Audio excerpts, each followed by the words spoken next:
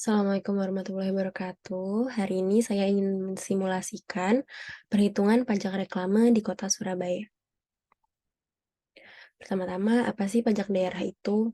Nah, pajak daerah itu bentuk kontribusi wajib kepada daerah yang harus diserahkan oleh individu atau entitas sesuai peraturan hukum tanpa imbalan langsung dengan tujuan mendukung kesejahteraan masyarakat dan kepentingan umum daerah. Nah, pajak daerah ini diatur dalam Undang-Undang Nomor 28 Tahun 2009 tentang pajak daerah dan retribusi daerah. Nah, bedanya dengan pajak pusat itu apa? Pajak daerah ini berasal dari pajak asli daerah atau pajak pusat yang diserahkan ke daerah sebagai pajak daerah dan hanya dipungut di wilayah administrasi yang dikuasainya. Pajak daerah ini digunakan untuk membiayai urusan atau pengeluaran pembangunan dan pemerintahan daerah, dan dipungut berdasarkan peraturan daerah dan undang-undang, sehingga pajaknya dapat dipaksakan kepada subjek pajaknya. Nah, jenis pajak daerah ini ada dua, ada pajak provinsi dan pajak kabupaten kota. Untuk pajak provinsi itu sendiri terdiri dari pajak kendaraan bermotor, bea balik nama kendaraan bermotor, pajak bahan bakar kendaraan bermotor, pajak air permukaan, dan pajak rokok. Dan untuk pajak kabupaten atau kota ini terdiri dari 10 macam, ada pajak hotel, pajak restoran, pajak hiburan, pajak reklame, pajak penerangan jalan, pajak mineral bukan logam dan batuan, pajak parkir, pajak air tanah, pajak sarang burung walet, pajak bumi dan bangunan perdesaan dan perkotaan, bea perolehan hak atas tanah dan bangunan. Dan di sini saya akan memfokuskan pada pajak reklame. Kenapa sih saya fokuskan ke dalam pajak reklame saja? Dari data yang saya dapat dari BPKPD Kota Surabaya dari tahun 2011 sampai 2020 ini, pendapatan asli daerah Kota Surabaya ini 80-90%-nya berasal dari pajak reklame. Oleh karena itu, saya memilih pajak reklame untuk simulasi kali ini di Kota Surabaya. Nah, pajak reklame sendiri itu apa? Pajak reklame itu pungutan atas semua penyelenggaraan reklame. Jadi semua penyelenggaraan reklame ini pasti kena pajak. Nah, reklame ini apa sih? Reklame itu benda alat perbuatan atau media yang menurut bentuk dan ragamnya ditunjukkan untuk komersil dan dipergunakan untuk memperkenalkan, menganjurkan atau memuji suatu barang, jasa atau orang ataupun untuk mencari perhatian umum kepada suatu barang, jasa, atau orang yang ditempatkan atau dapat dilihat, dibaca, dan atau didengarkan dari suatu tempat umum, kecuali yang diperlukan oleh pemerintah. Jadi kalau ada iklan-iklan pemerintah itu bukan termasuk reklame ya, jadi nggak akan dikenakan pajak reklame. Nah, objek pajak reklame itu ada baliho, videotron, papan, ada film atau slide, billboard, reklame kain, reklame melekat, reklame apung, reklame berjalan, selembaran, dan reklame udara. Nah, untuk pajak reklame di Kota Surabaya ini diatur dalam Peraturan Wali Kota Surabaya Nomor 14 Tahun 2009 tentang penetapan nilai jual objek pajak reklame, nilai strategis penyelenggaraan reklame, dan perhitungan pajak reklame. Nah, ada beberapa istilah yang perlu diketahui. Yang pertama ada nilai sewa reklame atau biasa disingkat dengan NSR. Itu adalah nilai yang ditetapkan sebagai dasar perhitungan penetapan besarnya pajak reklame. Yang kedua ada nilai jual objek pajak reklame atau NJOP, yaitu jumlah nilai perolehan harga atau biaya pembuatan, biaya pemasangan, dan biaya pemeliharaan reklame yang dikeluarkan oleh pemilik dan atau penyelenggara reklame yang diperoleh berdasarkan estimasi yang wajar dan dapat dipertanggungjawabkan. Yang terakhir ada nilai strategis penyelenggaraan reklame, yaitu ukuran atau standar nilai yang ditetapkan pada lokasi penyelenggaraan reklame berdasarkan pertimbangan ekonomi dan atau nilai promotifnya. Nah, ini ada rumus nilai pajak reklame. Nah, rumusnya itu tarif pajak dikali dasar pengenaan pajak. Tarif pajaknya ini sudah diatur dalam Peraturan Wali Kota Surabaya Nomor 14 tadi, yaitu sebesar 25%. Nah, kalau dasar pengenaan pajak ini merupakan nilai sewa reklame yang terdiri dari nilai jual objek pajak reklame dan nilai strategis penyelenggaraan reklame. Nah, nilai jual objek pajak reklame ini sendiri terdiri dari beberapa komponen, yaitu ada nilai perolehan harga atau biaya pembuatan reklame, ada biaya pemasangan reklame, dan ada biaya pemeliharaan reklame. Sedangkan nilai strategisnya ini ada tinggi reklame, ukuran reklame, sudut pandang, dan kelas jalan.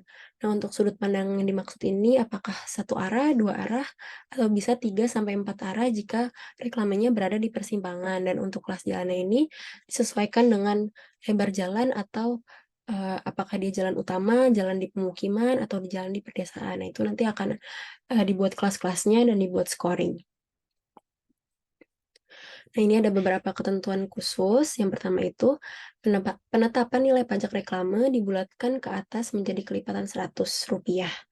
Dan apabila suatu objek pajak reklame dapat digolongkan lebih dari satu jenis reklame, maka nilai pajaknya ditetapkan menurut jenis reklame yang tarifnya paling tinggi. Selanjutnya, untuk materi rokok atau alkohol, besarnya nilai sewa reklame itu ditambah 25%.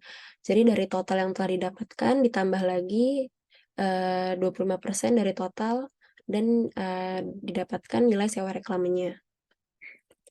Nah, untuk setiap penambahan ketinggian reklame sampai dengan 15 meter pertama, besarnya nilai sewa reklame ditambah 20%. Dan untuk ukuran luas dan ketinggian reklame ini dibulatkan ke atas 2 digit di belakang koma. Yang terakhir itu nilai strategis pemasangan reklame untuk jenis reklame selain reklame Megatron atau Videotron dan reklame papan atau billboard, besarnya dihitung dan ditetapkan 70% dari skor tertinggi nilai strategis jenis reklame Megatron atau Videotron. Nah, ini besaran komponen nilai jual objek pajak reklame, komponen nilai strategis, penyelenggaraan reklame, dan nilai titik dibagi ke dalam dua bagian, ada reklame tetap dan ada reklame insidentil. Nah, untuk reklame tetap ini ada 3 jenis reklame, ada yang pertama itu Megatron, Videotron, dan electronic display. Yang kedua ada billboard atau papan, yang ketiga ada reklame berjalan atau reklame kendaraan. Nah, ini masa pajaknya per tahun. Di sini ada nilai objek pajaknya per meter kuadrat untuk luas bidang dan untuk ketinggian per meter. Nanti akan dikalikan dengan skor di ketinggian ini. Nah, untuk nilai strategisnya itu ada 3, ada lokasi, sudut pandang, dan ketinggian, dan masing-masing ini diberi bobot. Untuk lokasi ini 60%, untuk sudut pandang ini 15%, dan untuk ketinggian ini 25%. Nanti dari skor yang didapatkan, masing-masing dikalikan dengan bobotnya. Nah, ini langsung masuk ke simulasi perhitungan reklame tetap di Kota Surabaya. Perusahaan SPY ingin memasarkan aplikasi musik dengan 1 buah reklame gambar yang bergerak dengan ukuran 6x4 meter dan tinggi 4 meter berlokasi di Jalan Ahmad Yani. Nah, Jalan Ahmad Yani ini termasuk jalan kelas 1 di Kota Surabaya karena merupakan jalan utama.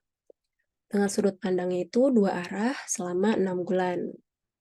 Dari uraian di atas, kita dapat mengetahui kalau jenis reklame yang diinginkan perusahaan SPY adalah reklame Videotron atau Megatron atau electronic display dengan masa pajak 6 bulan. Nah, karena tadi di tabel itu masa pajaknya menggunakan per tahun sehingga dikonversi ke dalam tahun sehingga menjadi setengah tahun atau 0,5 tahun. Nah, untuk nilai strategisnya ini didapatkan 3 nilai strategis, ada lokasi, ada sudut pandang, dan ketinggian. Untuk lokasinya ini termasuk jalan kelas 1 dengan skor 10, lalu dikalikan dengan bobotnya 60%, sehingga didapatkan untuk nilai strategis lokasi ini angka 6. Dan untuk sudut pandangnya ini 2 arah dengan skor 4. 2 arah ini skornya 4, maka dikalikan dengan bobotnya 15% didapatkan 0,6. Dan untuk ketinggian ini masuk ke dalam ini ya 3-5,99 meter dengan skor 4. Lalu dikalikan dengan bobotnya didapatkan nilai 1. Nah, untuk nilai NJOP-nya untuk luas bidang itu 4.891.000 per meter persegi untuk Megatron, Videotron, dan electronic display di sini. Karena dia masuknya 24 meter persegi, kita ambil yang ini 4.891.000. Dikalikan dengan ukurannya 6 kali 4 meter, didapatkan Rp117.384.000. Dan untuk ketinggiannya 196.000 per meter, karena ketinggiannya di sini 4 meter, dikalikan 4, maka didapatkan untuk NJOP ketinggiannya 784.000. Nah, pertanyaannya, berapakah pajak reklame yang harus dibayarkan perusahaan SPY? Kita masukin rumusnya, nilai pajak reklame sama dengan tarif pajak dikali dasar pengenaan pajak. Nah, tarif pajak ini kan sudah ditentukan karena bukan reklame rokok, tarifnya normal 25% dikalikan nilai jual objek pajaknya.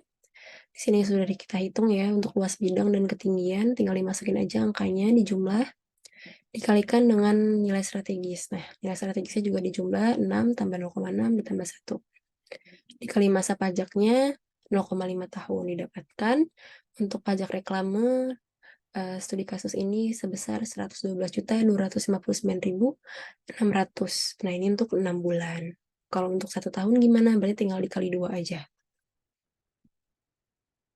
Ini untuk reklame insidentil, terdapat 8 jenis reklame. Ada baliho, kain spanduk umbul-umbul, ada selembaran, brosur atau leaflet, ada melekat atau stiker, ada film slide. Di sini juga terbagi ke dalam 2 kategori, ada yang dengan suara dan ada yang tanpa suara.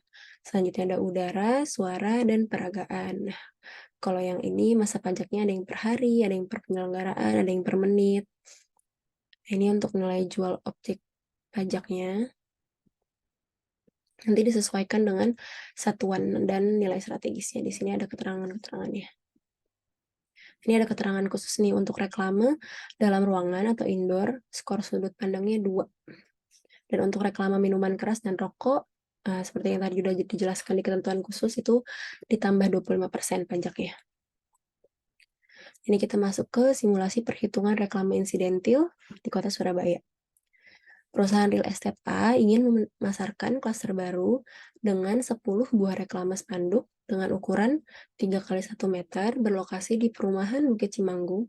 Karena di perumahan kita masukin ke jalan kelas 3 di Kota Surabaya dengan sudut pandang satu arah selama 1 bulan.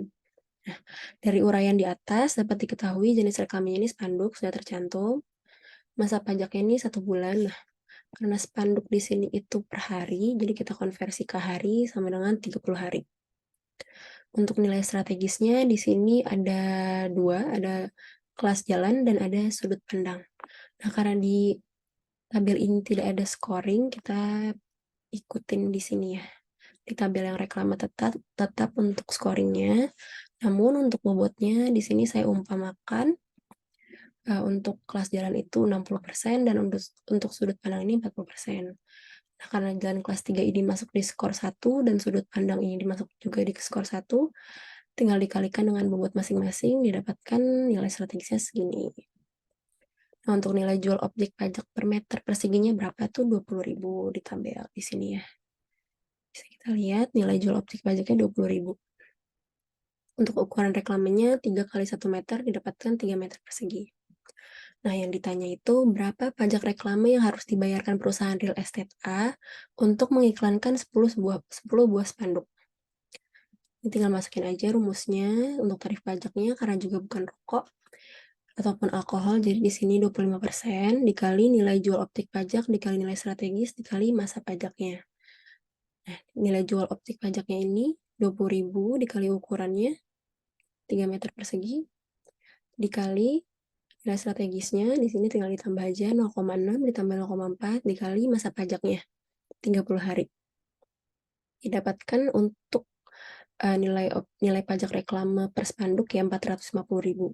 Nah, karena yang ditanya ini 10 buah spanduk, jadi tinggal dikali 10 aja.